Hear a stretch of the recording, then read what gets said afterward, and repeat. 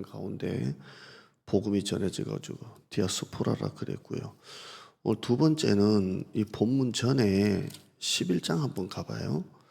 11장 26절 가봐요.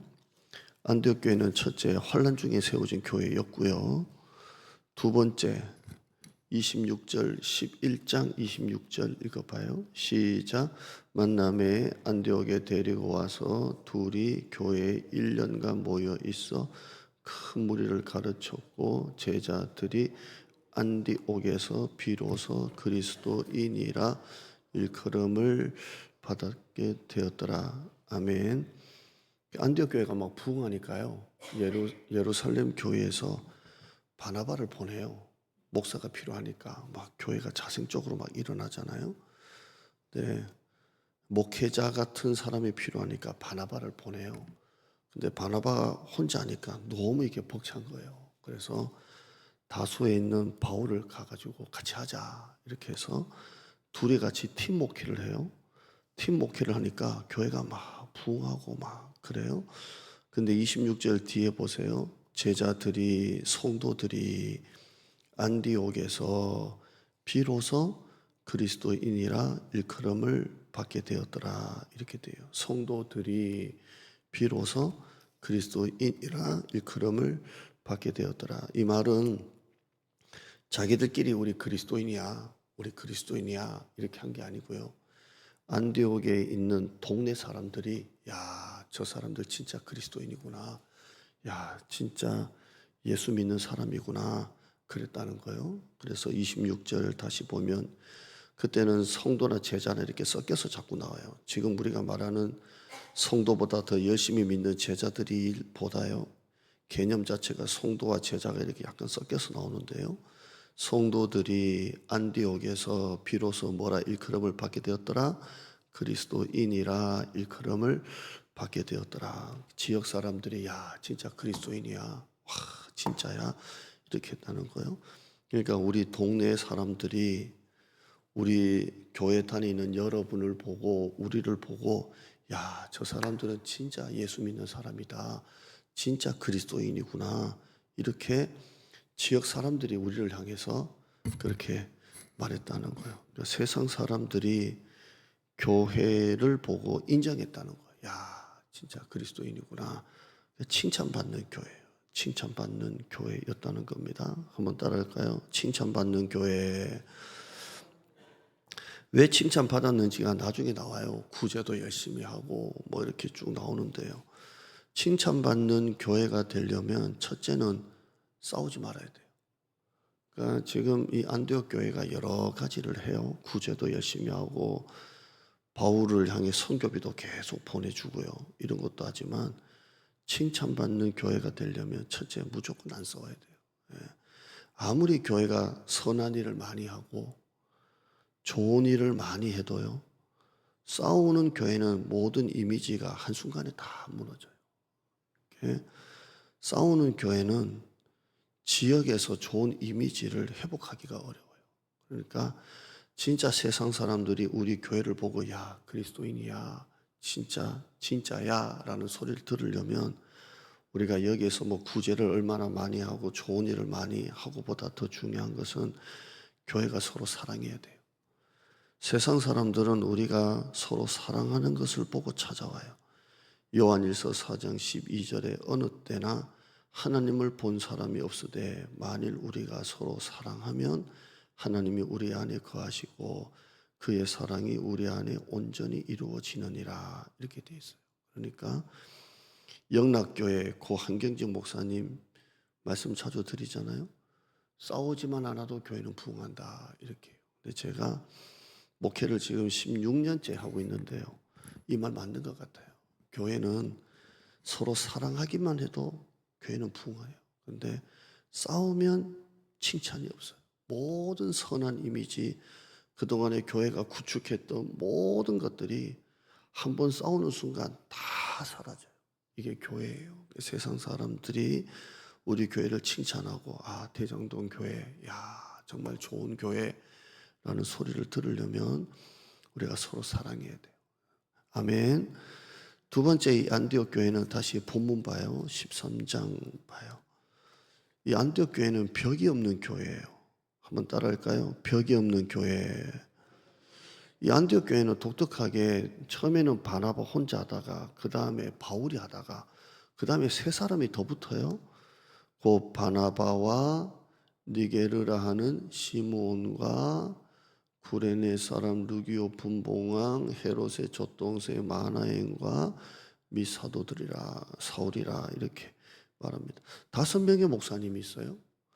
근데 이게 왜 그러냐면 특별히 지금 우리처럼 신학교 나와가지고 담임 목사님, 부목사님 이런 개념이 아니라 그냥 평신도들끼리 이렇게 하다 보니까 뭐라고 할까요? 공동 리더십이 된 것 같아요. 그러니까 이 교회는 누구 하나가 담임 목사님이고 이런 게 아니라 공동으로 이렇게 똑같은 리더십을 가지고 교회를 운영하는 것 같아요. 그러니까 설교 목사 따라 있고 찬양하는 목사 따라 있고 행정하는 목사 따로 있는데 이게 담임 목사 중심이 아니라 평신도로 인해서 이렇게 세워진 교회다 보니까 이렇게 5명의 공동 리더십이 교회를 운영하는 그런 교회입니다. 그런데 이 출신들이 보면 1절 봐요. 바나바 이제 됐고요. 니게르라 하는 시므온. 니게르라 이 말이 출신을 말합니다. 니게르가 니그로입니다. 흑인을 말하고요. 그러니까 이 시므온은 흑인이에요. 흑인이고요. 또 구레네 사람 루기오와 구레네도 북쪽 아프리카예요. 그러니까 이 루기오도 아프리카 사람이니까 흑인일 가능성이 크고요. 그러니까 인종적인 차별이 없고요. 그 옆에 보시면 분봉왕 헤롯의 젖동생 마나엔, 그러니까 헤롯의 젖동생, 배다른 동생인가 보는데요. 젖동생 마나엔, 그러니까 최고 상류층이에요. 헤롯이니까 최고 상류층의 인물이 거기서 또 공동 목회를 합니다. 그러니까 상류층, 하류층 계급 차이가 없어요. 똑같이 이렇게 잘 사는 사람이나 못 사는 사람이나 똑같이 이렇게 하고 있습니다. 출신지도요. 바나바는 구브로고요. 시몬과 루기오는 아프리카고요. 마나에는 팔레스타인이고요. 바울은 터키예요. 이렇게 해서 출신도 틀립니다. 이렇게 해서 서로 이렇게 벽이 없어요. 인종 간의 벽이 없고 출신 간의 벽이 없고 계층 간의 벽이 없습니다. 똑같이 이렇게 서로 어울려서 이렇게 하는 것을 볼 수가 있습니다.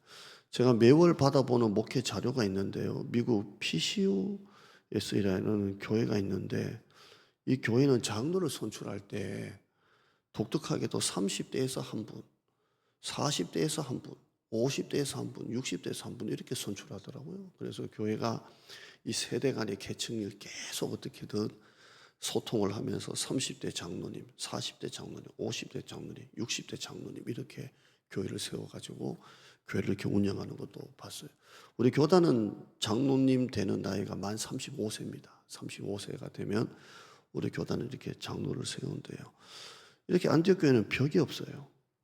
여러분 우리 교회도 벽이 없기를 바랍니다. 벽이 없어야 교회가 이렇게 부흥해요.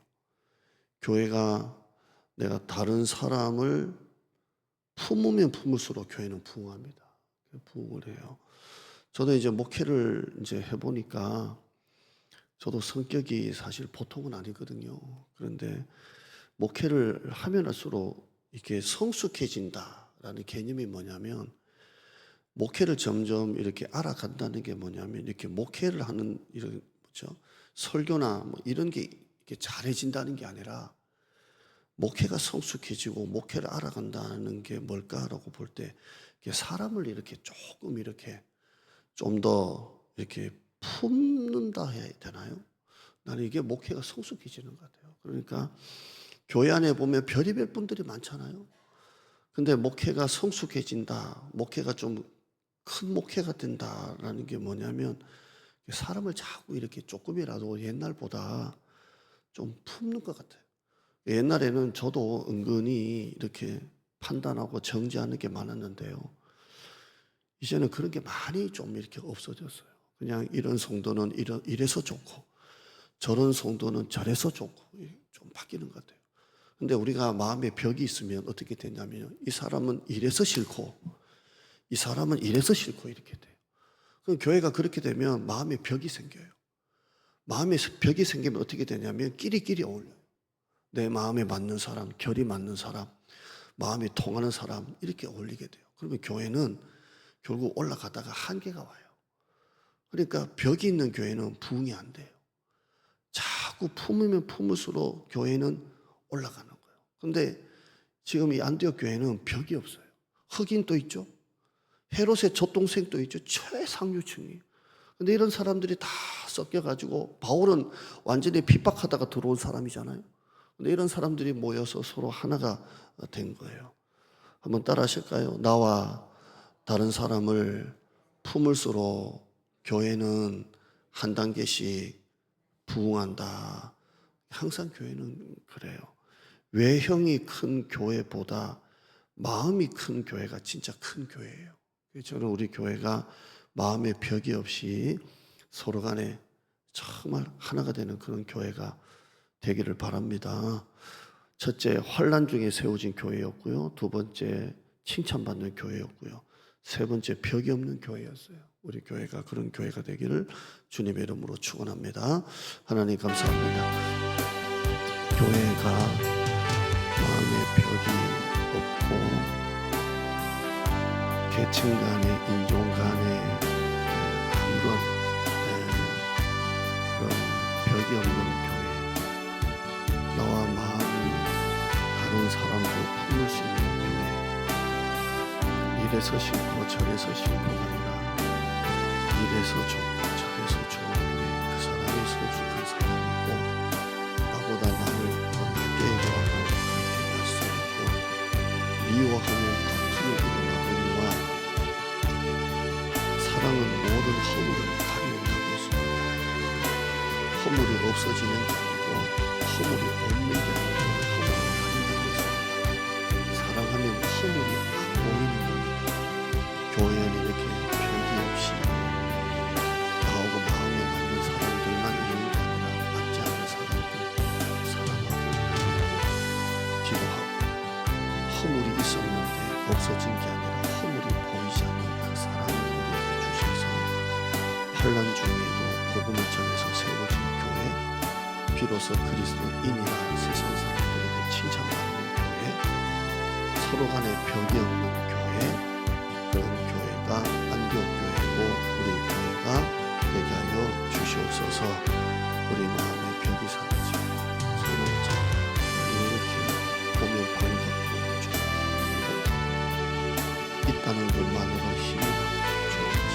우리 교회가 되어서 장로님, 안수 집사님, 권사님, 집사님, 모든 사역자를 충성하고 칭찬하고 격려하는 그런 교회로 인도하여 주시옵소서. 가정에 특별한 기도자를 가지고 올라가 기도하는 성도 있습니다. 그 눈물을 하나님 기억하시고 은혜를 주셔서 특별하게 기도하는 기도가 이루어질 기도 가운데 이루어질 줄 믿습니다. 선한 손으로 도와주셔서 이 난관을 이번에 꼭 극복하고 돌파하는 우리 가정이 되게 하여 주시옵소서. 예수님의 이름으로 기도드리옵나이다. 아멘. 지금은 우리 주 예수님의 은혜와 하나님 사랑과 성령의 교통하심이 오늘 예배드린 모든 성도 머리 위에 있을지어다. 아멘.